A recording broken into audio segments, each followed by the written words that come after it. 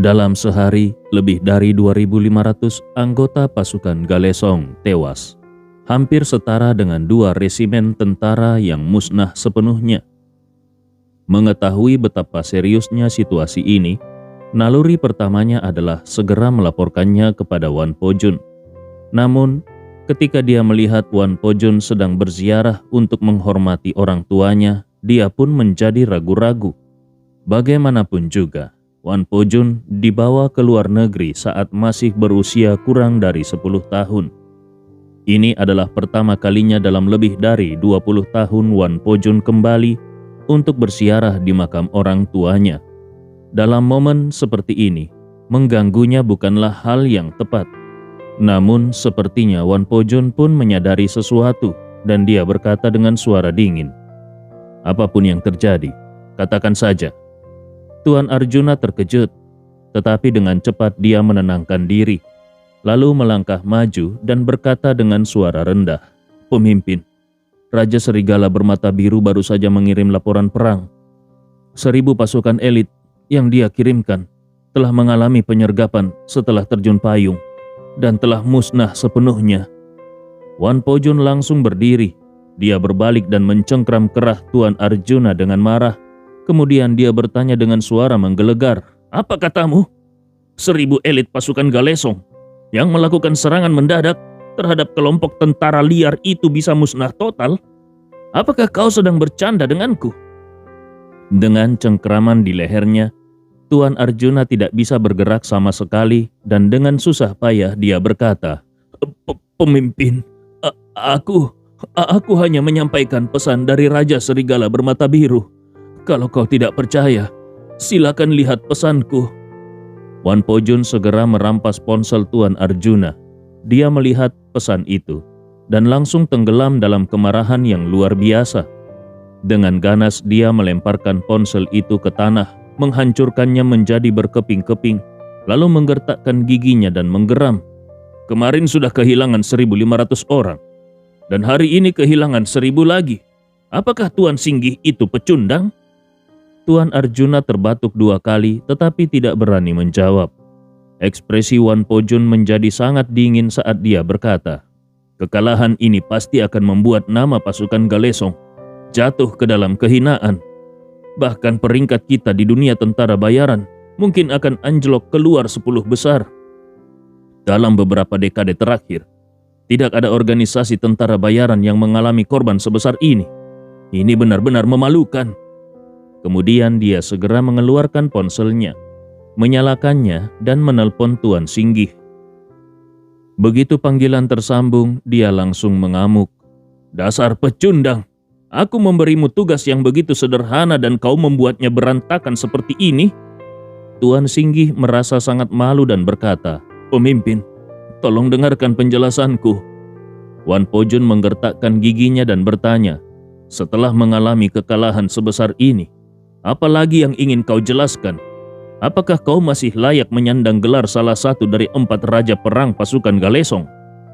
Tuan Singgih berkata dengan putus asa, "Pemimpin, aku sudah mengecewakanmu dan pasukan Galesong. Tapi musuh kali ini benar-benar luar biasa. Mereka tidak hanya memiliki benteng pertahanan yang sangat kokoh, tetapi juga bisa memprediksi setiap strategi kita dengan akurat. Mereka bahkan sudah menanam bahan peledak di setiap kemungkinan lokasi pendaratan pasukan kita." Wan Po-jun terdiam sejenak sebelum berkata dengan suara dingin, "Kita tidak bisa lagi melakukan serangan buta. Aku akan mengumpulkan 15.000 pasukan tambahan untuk mengepung mereka. Tidak ada satupun yang boleh keluar hidup-hidup. Bahkan meskipun mereka menyerah, kita tidak akan menerimanya. Kali ini kita akan bertempur sampai mati."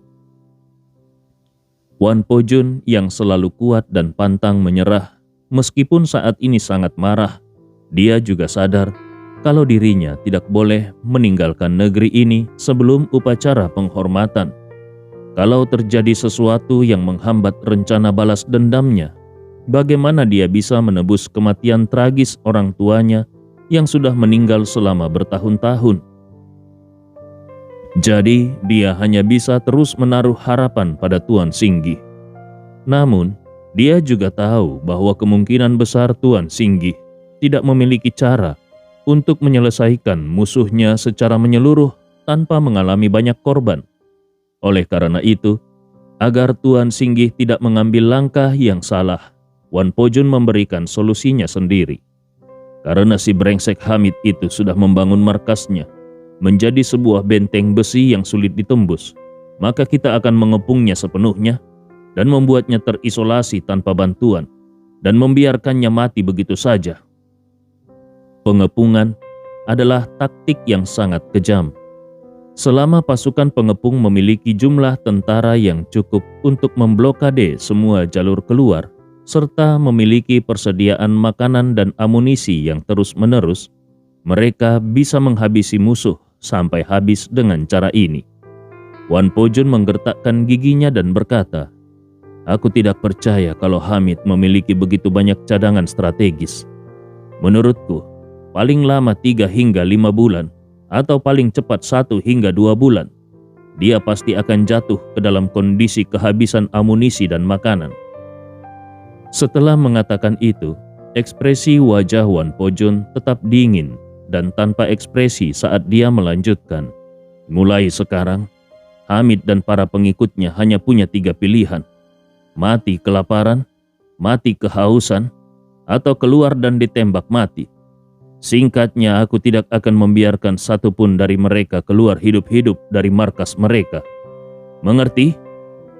Tuan Singgih segera menjawab dengan suara lantang, "Mengerti, pemimpin. Jangan khawatir.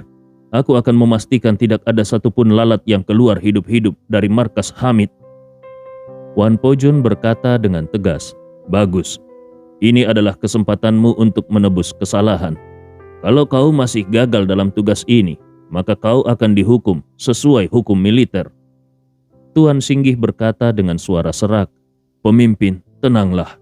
Meskipun aku harus mati, aku akan menyelesaikan tugas ini. Aku akan mengembalikan kehormatan pasukan Galesong." Wan Po-jun menjawab singkat, "Ingat kata-katamu itu." Setelah itu dia langsung menutup telepon. Dalam pikirannya, meskipun Tuan Singgih gagal mengepung dan menghabisi musuh, itu bukan masalah besar. Setelah upacara leluhur berlalu, dia sendiri akan pergi ke Suriah dan menyelesaikan Hamid secara pribadi. Dengan kekuatannya yang luar biasa, bahkan meskipun pertahanan Hamid sangat kuat, dia memiliki kepercayaan penuh kalau dia pasti bisa masuk ke dalam pasukan musuh dan memenggal kepala Hamid di tengah ribuan tentara. Setelah menerima perintah, Tuan Singgih segera bertindak. Namun, dia tidak langsung melakukan pengepungan terhadap Hamid. Sebaliknya, dia menunggu bala bantuan dari pasukan Galesong untuk tiba terlebih dahulu, lalu melancarkan serangan mendadak terhadap Hamid, mengepungnya dengan erat dan membuatnya tidak bisa berkutik. Sementara itu, berita tentang 2 kekalahan beruntun pasukan Galesong menyebar luas di dunia tentara bayaran. Reputasi pasukan Galesong langsung hancur. Citra mereka sebagai pasukan yang tak terkalahkan, yang sudah mereka bangun selama ini, tiba-tiba runtuh. Dalam waktu singkat, seluruh dunia tentara bayaran mulai menertawakan pasukan Galesong. Bahkan beberapa negara barat mengangkat berita ini di media mereka, secara terang-terangan maupun tersirat, dan mengejek pasukan Galesong dengan berbagai sindiran. Di sisi lain, ketika reputasi pasukan Galesong terpuruk, nama Hamid justru meroket dan menyebar ke seluruh Suriah, bahkan ke seluruh kawasan Timur Tengah. Siapa sangka bahwa di saat kelompok pemberontak lainnya mengalami kekalahan beruntun, Hamid justru berhasil memenangkan 2 pertempuran besar berturut-turut. Dalam pandangan banyak orang, ini seperti mujizat yang turun dari langit. Ketika fajar menyingsing di Suriah, sejumlah besar tentara independen mulai berdatangan untuk bergabung dengan Hamid. Tidak lama kemudian, beberapa pemimpin kelompok militan kecil bersama pasukan mereka yang terorganisir juga datang untuk bergabung dengannya. Sebagian besar dari mereka takut akan kemungkinan dimusnahkan dalam waktu dekat. Jadi, Setelah melihat kekuatan besar Hamid, mereka berbondong-bondong bergabung dengan Hamid karena berharap mendapatkan perlindungan. Dalam waktu kurang dari setengah hari, lebih dari 5.000 orang sudah bergabung dengan pasukan Hamid.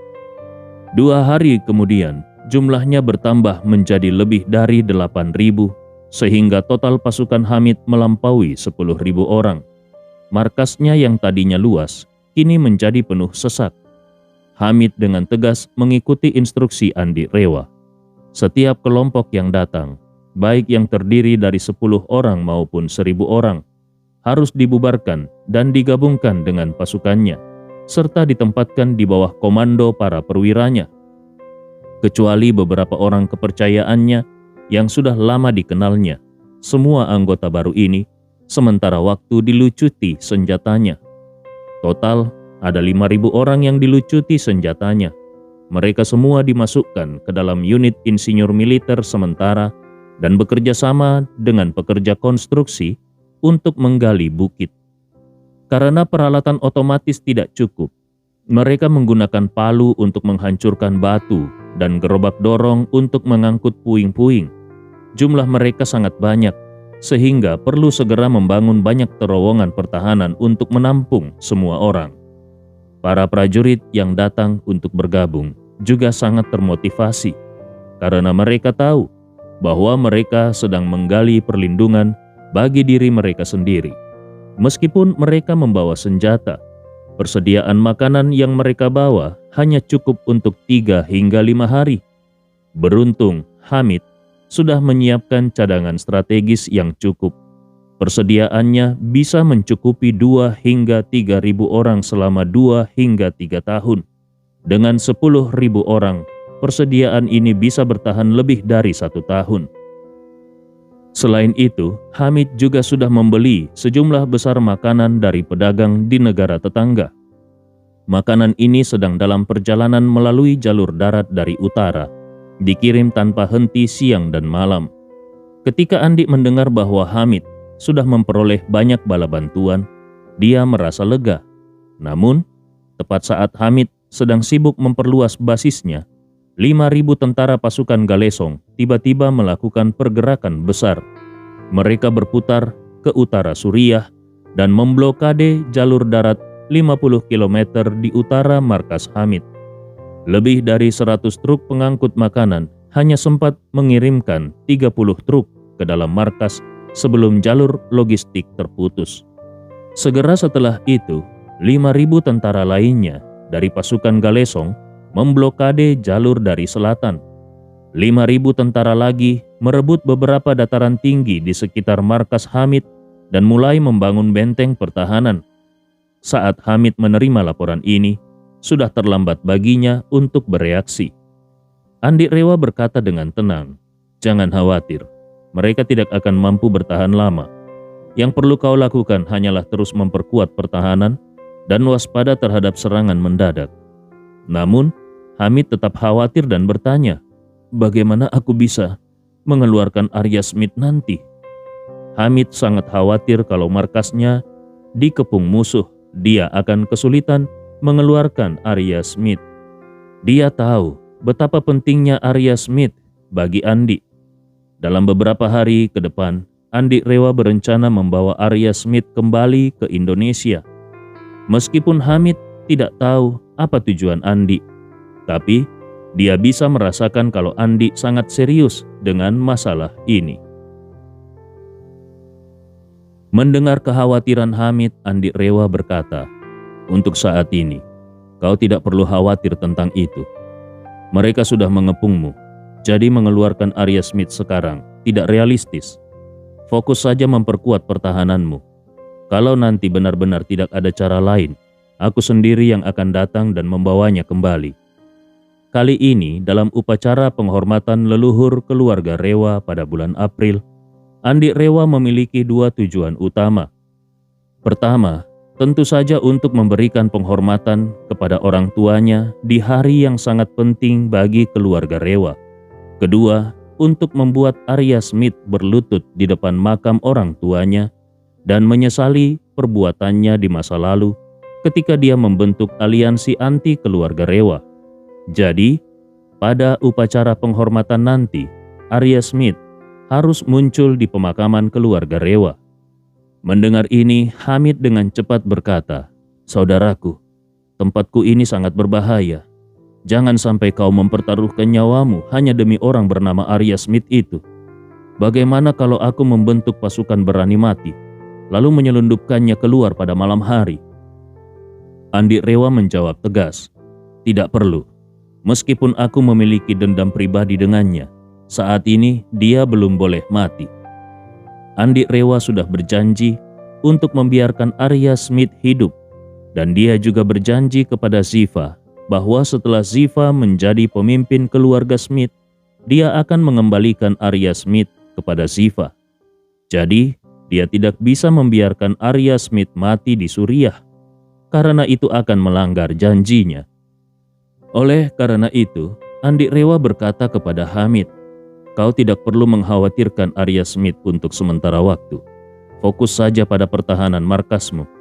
Kalau sampai akhir Maret musuh belum mundur, aku sendiri yang akan datang." Hamid tidak punya pilihan selain menerima perintah ini dan berkata, "Baiklah, aku akan segera memberitahu kalau ada perkembangan." Dalam beberapa hari berikutnya, situasi di Suriah sementara menjadi tenang. Pasukan Galesong tidak lagi berperang bersama tentara pemerintah.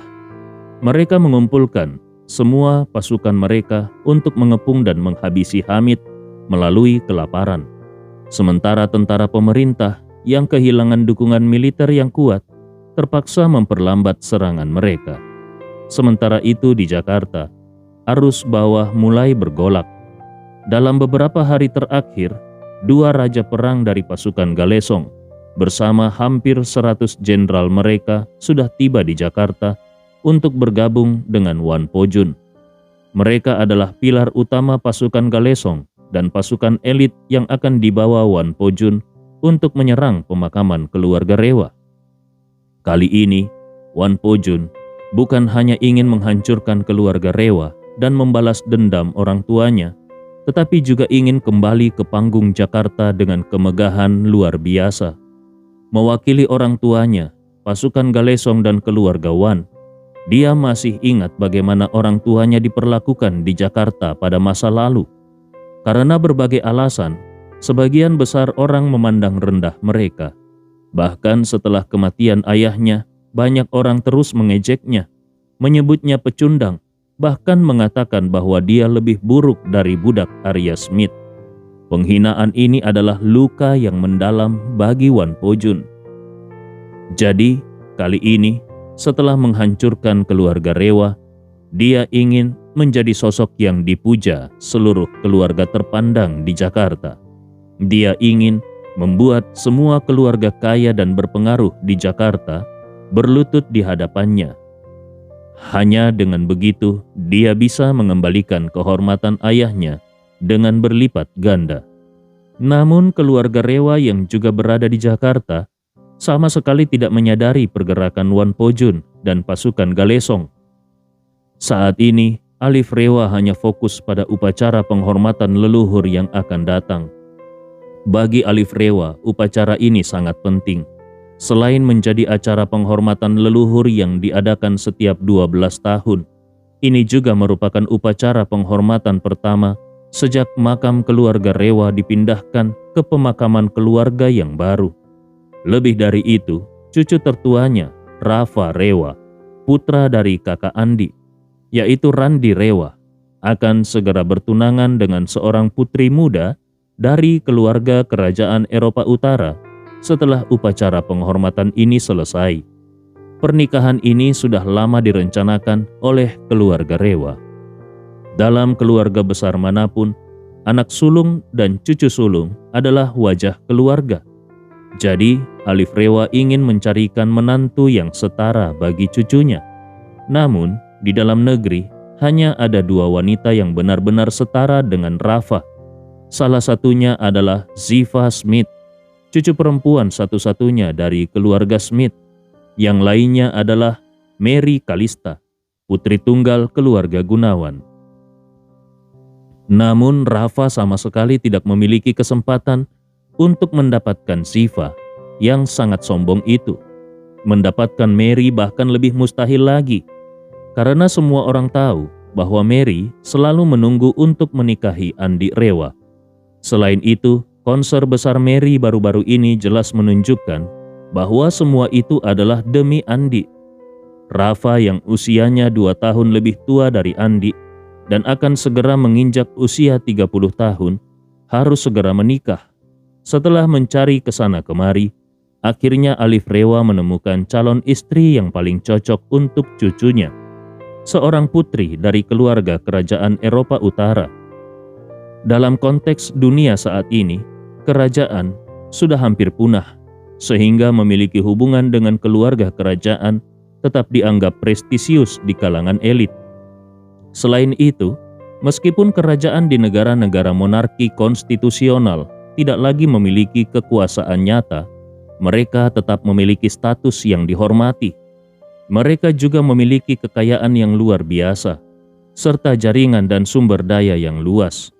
Kalau keluarga Rewa bisa beraliansi dengan kerajaan Eropa Utara, itu akan membawa manfaat besar, termasuk akses yang lebih luas ke pasar Eropa. Inti dari pernikahan keluarga elit adalah pertukaran sumber daya dan modal. Keluarga kerajaan Eropa Utara ingin menggunakan kekuatan finansial keluarga Rewa untuk meraih keuntungan lebih besar, sementara keluarga Rewa ingin memanfaatkan koneksi dan pengaruh keluarga kerajaan untuk memperluas pasar mereka. Oleh karena itu, pernikahan ini pasti akan membawa keuntungan besar bagi kedua belah pihak. Selain itu, putri kerajaan ini memiliki usia, penampilan, temperamen, dan pendidikan terbaik di antara para putri kerajaan Eropa lainnya. Dulunya, dia adalah pewaris pertama tahta kerajaan. Namun, karena alasan yang tidak diketahui, dia digantikan oleh sepupunya dan menjadi pewaris kedua. Ketika sepupunya akhirnya dinobatkan sebagai pewaris resmi, dia kehilangan haknya atas tahta dan akhirnya dipilih oleh keluarganya untuk menikah dengan keluarga Rewa. Rafa sangat puas dengan calon istrinya ini. Baginya menikahi seorang putri kerajaan Eropa adalah sesuatu yang luar biasa, karena hampir tidak ada orang di negeri ini yang pernah melakukannya sebelumnya. Sebagai bentuk penghormatan, keluarga kerajaan Eropa Utara setuju untuk mengirim sang putri lebih awal ke Jakarta untuk menghadiri upacara penghormatan leluhur keluarga Rewa sebagai calon menantu. Setelah upacara selesai, anggota keluarga kerajaan lainnya akan terbang ke Jakarta untuk menghadiri pesta pertunangan mereka. Bagi Alif Rewa, pengumuman pertunangan ini akan semakin mengangkat nama keluarga Rewa. Namun, dia tidak tahu bahwa pada saat yang sama, sebuah jaring besar sudah perlahan menjerat keluarga Rewa. Sang putri dari keluarga kerajaan Nordik dengan cepat memastikan jadwal perjalanannya. Dia akan berangkat ke Indonesia dalam 2 hari dengan rencana perjalanan untuk terlebih dahulu tinggal di kediaman keluarga Rewa selama beberapa hari. Pada hari upacara penghormatan, dia akan menghadiri upacara penghormatan leluhur bersama keluarga Rewa. Setelah itu, anggota keluarga kerajaan lainnya akan terbang ke Jakarta, dan sang putri akan menginap bersama mereka di Hotel GX Marion di Jakarta. Upacara pertunangannya dengan Rafa juga akan diadakan di Hotel GX Marion. Maka Alif Rewa segera memanggil Sangkala untuk berdiskusi dan berkata, "Sangkala, sang putri dari Nordik akan datang lusa. Kau harus segera membawa orang-orang untuk menyiapkan segala sesuatu di rumah. Pastikan semuanya tertata dengan sempurna. Jangan sampai ada kesalahan dalam urusan etiket." Sangkala segera menjawab, "Tuan tidak perlu khawatir, aku sudah mulai mengurusnya." Alif Rewa mengangguk puas dan tersenyum. "Pada upacara penghormatan leluhur kali ini, aku akan mengumumkan pernikahan Rafa di hadapan semua anggota keluarga langsung maupun cabang. Sebagai keluarga pertama di dalam negeri yang menikah dengan keluarga kerajaan Eropa, keluarga Rewa pasti akan terkenal luas. Sangkala segera berkata dengan hormat, pernikahan dengan keluarga kerajaan Nordik ini memang akan sangat membantu keluarga Rewa dalam memasuki pasar Eropa. Mungkin ini akan menjadi titik terobosan bagi keluarga Rewa. Selamat Tuan. Alif Rewa tersenyum tipis, lalu sedikit menggelengkan kepalanya dan berkata, tentu saja ini akan membawa beberapa keuntungan, tetapi aku tidak bisa menyebutnya sebagai titik terobosan. Keluarga kerajaan di negara-negara dengan sistem monarki konstitusional seperti itu sudah tidak memiliki kekuatan politik. Yang mereka miliki hanyalah ketenaran dan beberapa hak istimewa. Kalau kita ingin mengandalkan mereka untuk mendapatkan terobosan besar, itu hampir tidak mungkin. Lalu dia melanjutkan, yang paling aku inginkan adalah dukungan simbolis dari keluarga kerajaan. Ini bisa membuat pasar Eropa lebih percaya dan kurang waspada terhadap kita. Kalau nanti Rafa pergi ke Nordik, orang-orang di sana akan melihatnya sebagai menantu lokal yang bisa memberikan beberapa kemudahan bagi kita. Namun, hanya sebatas itu. Kalau ingin berkembang lebih besar dan lebih kuat, kita tetap harus mengandalkan kekuatan kita sendiri. Sangkala menyetujui, tepat sekali. Selama Tuan Rafa bisa memanfaatkan keuntungan ini dengan baik, peluang kita untuk sukses di Eropa akan jauh lebih besar. Alif Rewa mengangguk perlahan, tetapi kemudian dia tidak bisa menahan diri untuk menghela nafas dan berkata, sebenarnya dibandingkan dengan pernikahan Rafa, yang paling aku nantikan adalah pengakuan kembali Andi ke dalam keluarga. Sangkala bertanya dengan heran, apakah kali ini Tuan berencana untuk mengembalikan Tuan Andi ke keluarga Rewa secara resmi? Alif Rewa menjawab dengan tegas, benar, itu memang rencanaku. Lalu dia menambahkan, fakta bahwa Andi bersedia menghadiri upacara penghormatan leluhur kali ini adalah tanda bahwa hubungannya dengan keluarga Rewa mulai membaik. Ini juga menjadi kesempatan baginya untuk kembali ke keluarga. Dia sudah meninggalkan keluarga Rewa terlalu lama, sehingga tidak memiliki banyak ikatan emosional dengan kita. Aku bisa memahami hal itu. Tetapi setelah hampir 20 tahun pergi, dia memang sudah seharusnya kembali. Sangkala buru-buru berkata, Tuan, mungkin belum saatnya bagi Tuan Andi untuk kembali ke keluarga Rewa. Lagi pula dia masih memiliki seorang istri di Makassar dan seluruh jaringan serta bisnisnya juga ada di sana. Menurutku, masalah ini harus dipertimbangkan dengan lebih hati-hati. Alif Rewa berkata dengan nada serius, memangnya apa salahnya kalau dia punya istri? Awalnya aku memang ingin mempertimbangkan semuanya dengan matang.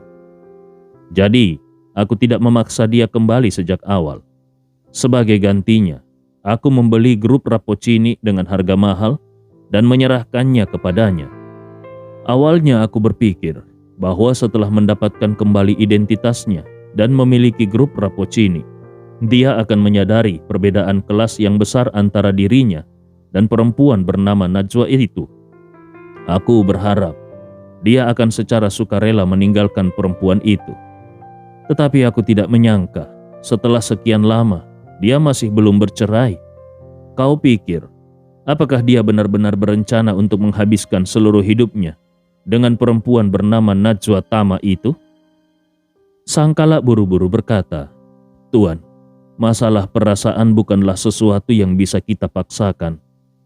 Aku rasa Tuan tetap harus menghormati keputusan Tuan Andi. Alif Rewa melambaikan tangannya dan berkata dengan tegas, sebagai kepala keluarga Rewa, aku benar-benar tidak bisa menerima cucuku menikahi seorang wanita dari latar belakang yang buruk. Dia berkata dengan emosi yang meningkat, alasan aku mengatakan kalau Najwa berasal dari latar belakang yang buruk bukan hanya karena keluarga Tama memiliki status yang terlalu rendah, tetapi juga karena kakek Najwa dulunya adalah seorang pelayan keluarga Rewa. Kau pikir keluarga kaya mana yang akan membiarkan cucunya menikahi cucu dari pelayan mereka sendiri? Itu sama saja dengan mempermalukan leluhur kita. Itulah sebabnya Andi harus bercerai dengan perempuan itu, tidak peduli apapun yang terjadi. Sangkala mencoba menenangkan, "Tuan, masalah ini tidak boleh dipaksakan. Menurutku, Tuan harus memberi Tuan Andi lebih banyak waktu untuk menyelesaikannya sendiri." Alif Rewa menjawab dengan serius, "Awalnya aku juga berpikir seperti itu. Aku tahu bahwa aku dan Andi sudah bertahun-tahun tidak bertemu, sehingga tidak memiliki hubungan emosional yang kuat sebagai kakek dan cucu. Itulah sebabnya aku tidak memaksanya untuk bercerai dan kembali ke keluarga Rewa sejak awal. Aku memberikan grup Rapocini kepadanya dengan harapan dia akan dengan sukarela meninggalkan Najwa. Tetapi sekarang aku sadar bahwa itu hanya harapan sia-sia." Dalam pemikiran Alif Rewa, ketika seorang pria dan wanita memiliki perbedaan kelas yang sangat besar, perpisahan hanya masalah waktu. Setelah Andi memiliki uang, kekuasaan dan status, dia seharusnya kehilangan minat pada Najwa dan memberikan sejumlah uang sebagai kompensasi untuk mengakhiri pernikahan mereka.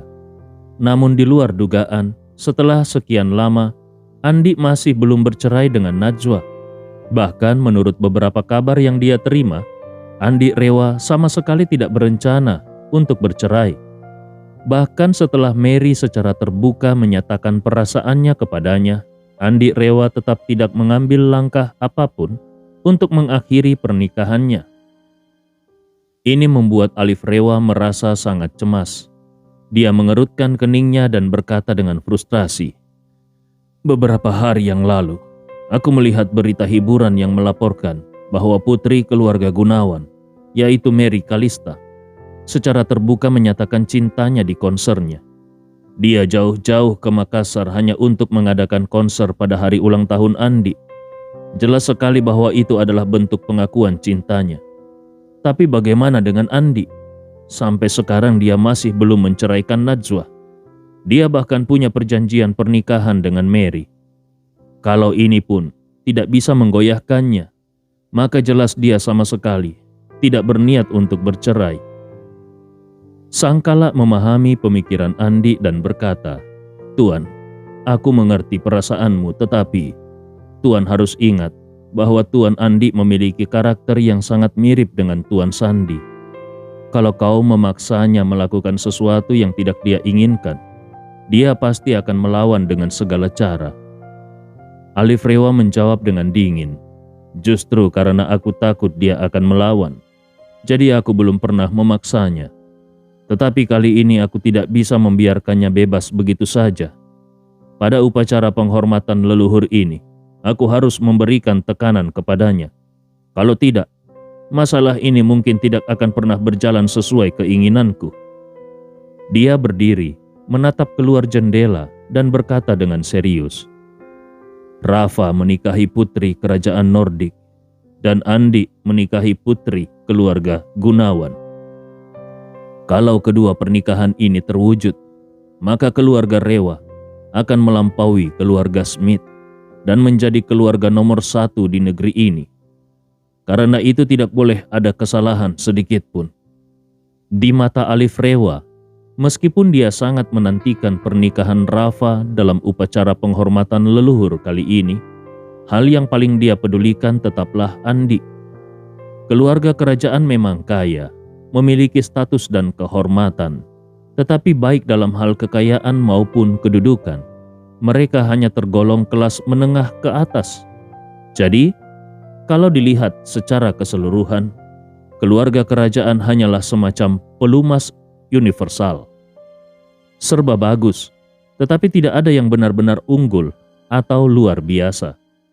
Kalau dibandingkan dengan kekuatan keseluruhan, bahkan 10 putri kerajaan Nordik sekalipun belum tentu bisa menandingi seorang Mary Kalista.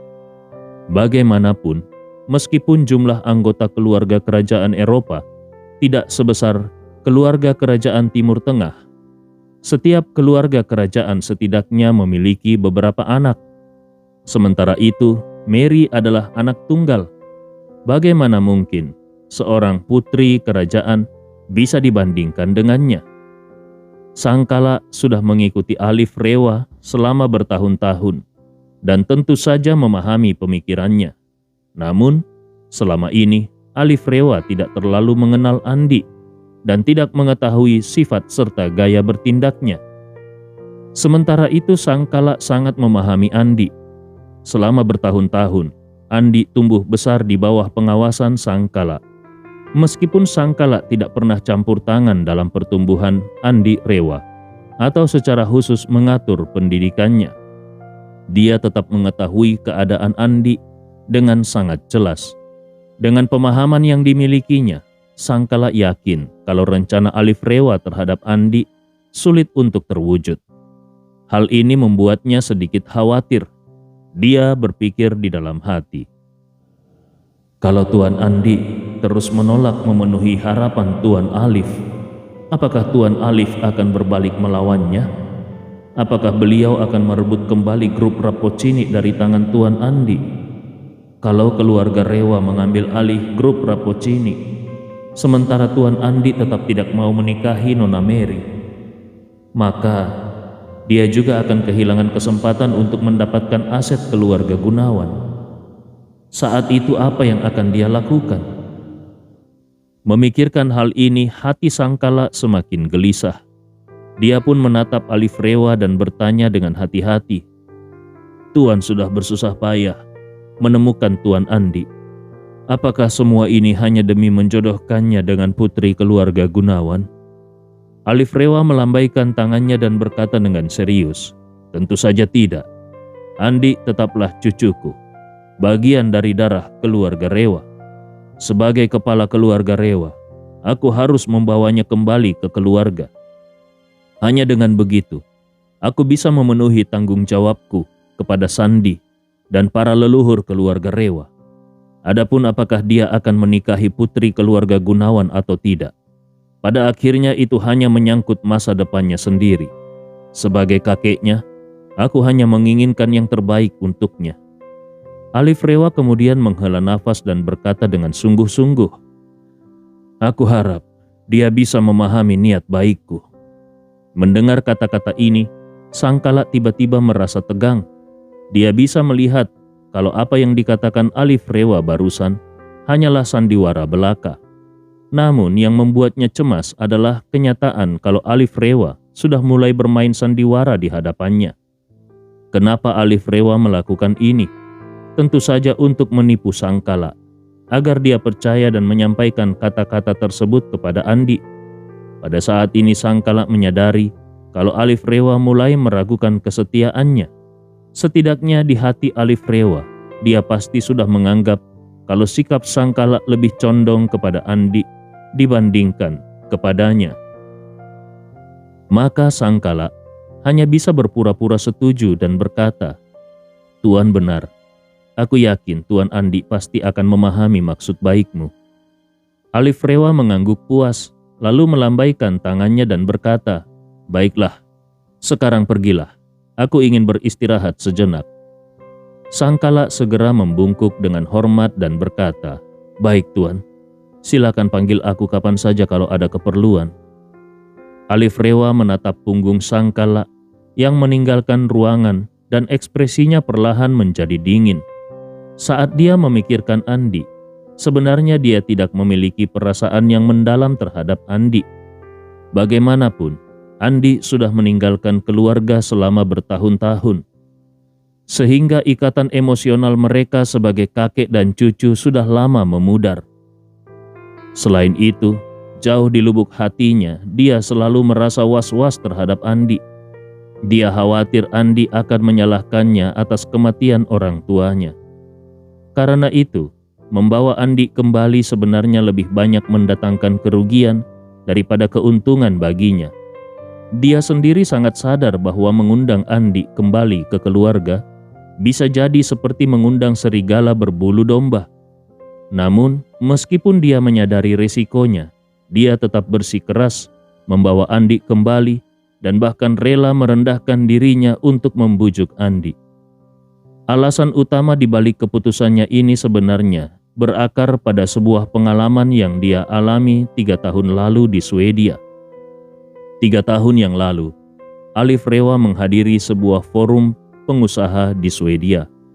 Forum tersebut merupakan pertemuan para pengusaha top dunia, di mana hanya 5 pengusaha dari Indonesia yang memenuhi syarat untuk diundang, termasuk dirinya.